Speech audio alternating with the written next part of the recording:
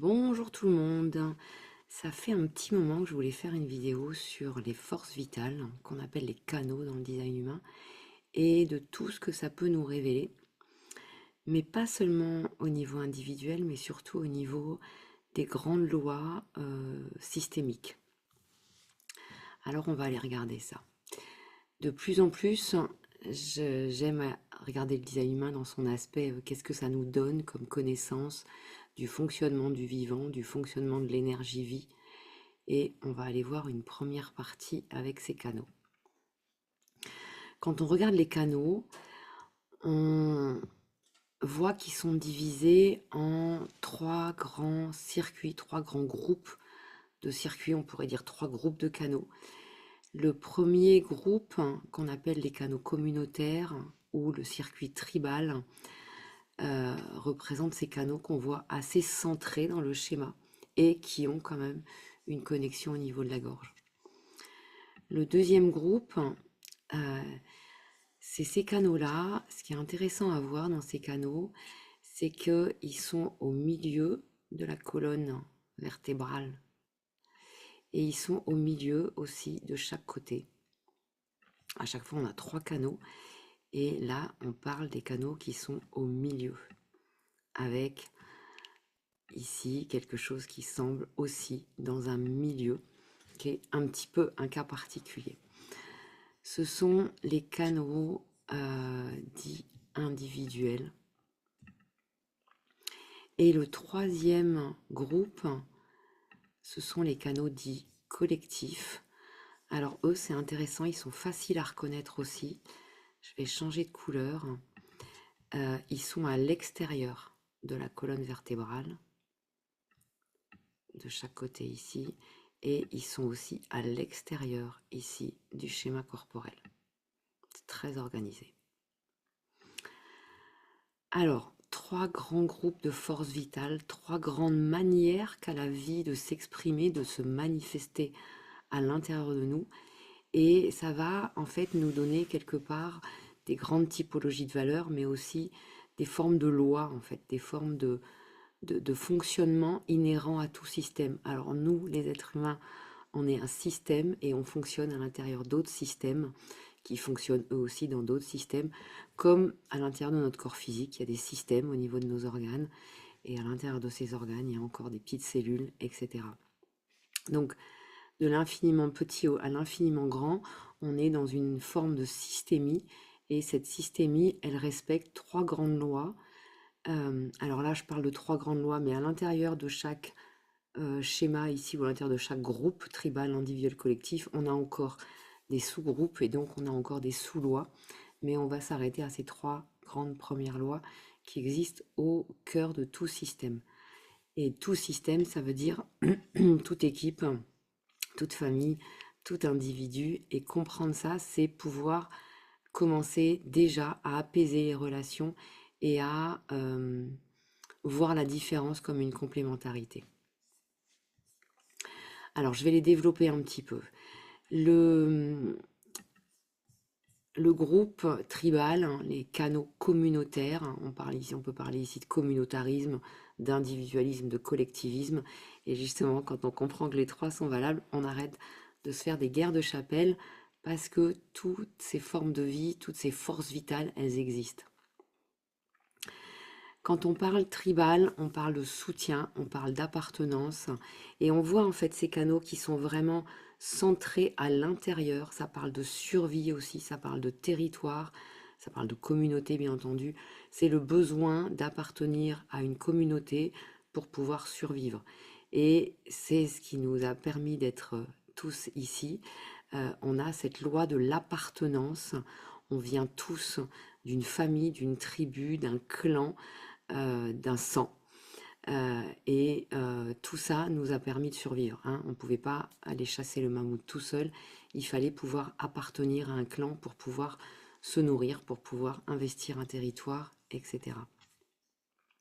Donc c'est quelque chose de très centré dans le schéma qui montre bien que ce cœur de survie est fondamental. C'est le premier. Sans appartenance, on va trouver ici la peur de l'exclusion. Sans appartenance, on ne peut pas survivre. Donc c'est une des lois à respecter quelque part dans tout système, c'est que si on ne se sent pas appartenir à une équipe, à un collectif, eh ben, on ne peut pas se sentir en sécurité et on ne peut pas évoluer correctement. Ensuite, eh ben, on a les canaux individuels qui, eux, viennent parler d'émancipation, de créativité. Il faut pouvoir s'émanciper de cette communauté pour pouvoir évoluer, pour pouvoir s'individualiser.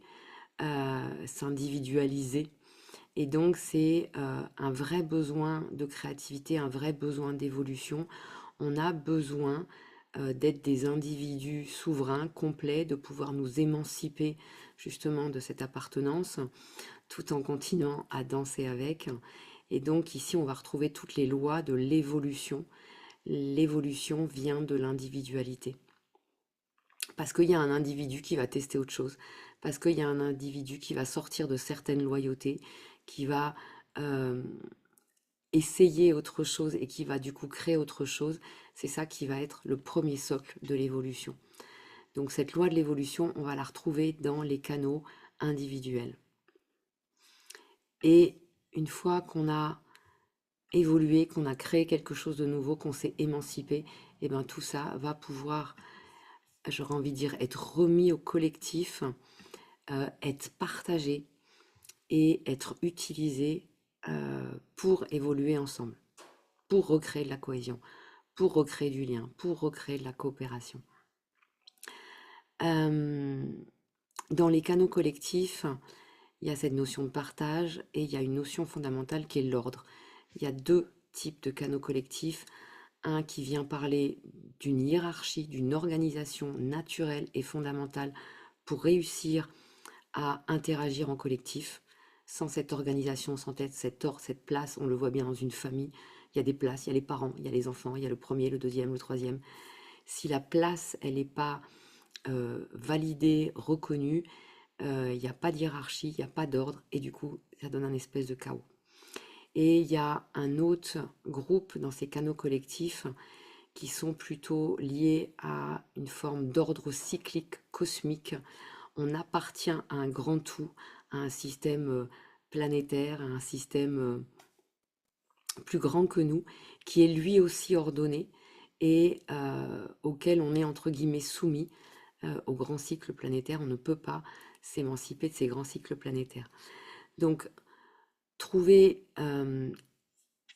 s'émanciper de... Mince, j'ai perdu mon crayon.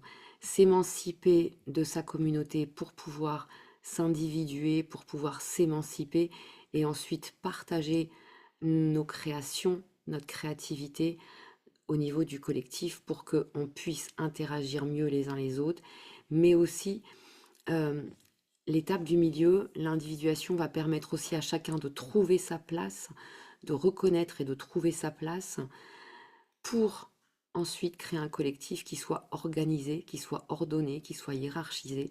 C'est un mot qu'on n'aime pas, je sais, mais la hiérarchie est naturelle.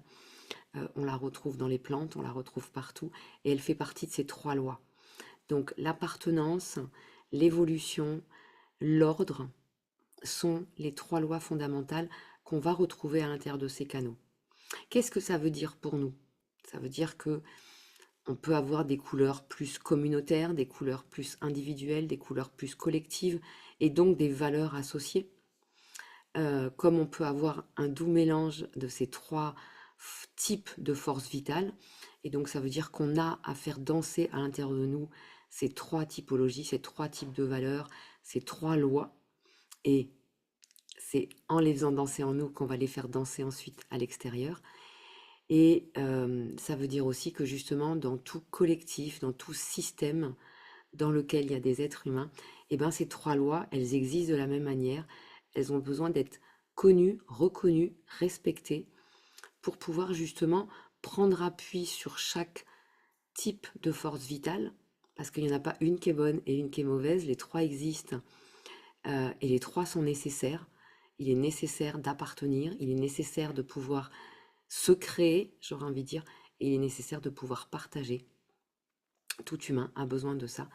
Et donc, si on n'a pas ces trois lois, ces trois prérequis, quelque part, le collectif ne pourra pas fonctionner. On voit d'ailleurs que le collectif, c'est le troisième, il ne pourra pas fonctionner. Ça veut dire quoi? Ça veut dire que dans tout collectif, si on n'a pas la possibilité de s'individuer, d'être soi, de trouver sa propre place, de pouvoir créer et se créer, et ben en fait ça fonctionne pas. Et si on n'a pas la possibilité de se sentir appartenir et donc se sentir en sécurité, ça ne marche pas. Donc on voit là qu'on a trois lois fondamentales qui ont besoin de danser ensemble pour créer de la cohésion, pour créer du lien, pour créer de l'acceptation, pour créer de la coopération et pour que justement on puisse les faire danser ensemble et j'ai envie de dire devenir plus grand. Mais surtout on ne peut pas ne pas respecter ces trois lois, les trois lois des forces vitales qui existent au cœur de tout système. Voilà, j'espère que cette vidéo vous aura apporté des clés pour comprendre peut-être ce qui se passe à l'intérieur de vous ou quand vous êtes en lien avec d'autres dans le collectif. Et on pourra approfondir après en allant voir à l'intérieur de chaque groupe tribal, individuel, collectif, il y a encore des sous-groupes. Et ce qui est important de comprendre, c'est qu'en fait, chaque canal, chaque force vitale de ces circuits, de ces grands groupes, œuvre, travaille au service du groupe total. C'est comme une équipe en fait. Chaque canal, c'est comme un membre d'une grande équipe. Il y a une grande équipe qui est là pour nous permettre de survivre grâce au lien d'appartenance, grâce au soutien. Il y a une grande équipe qui est là pour nous permettre de nous émanciper, d'évoluer en étant nous-mêmes, de trouver notre place, d'accomplir notre destin, de nous accomplir. Et il y a une troisième grande équipe qui est là pour pouvoir mettre de l'ordre dans le collectif, pour pouvoir partager ce qui nous permet d'évoluer, ce qui nous permet de progresser, ce qui nous permet de tirer des leçons des expériences passées et de réorganiser l'avenir. Et donc tout ça fonctionne ensemble. Voilà, j'espère que cette vidéo vous aura plu et je vous dis à bientôt.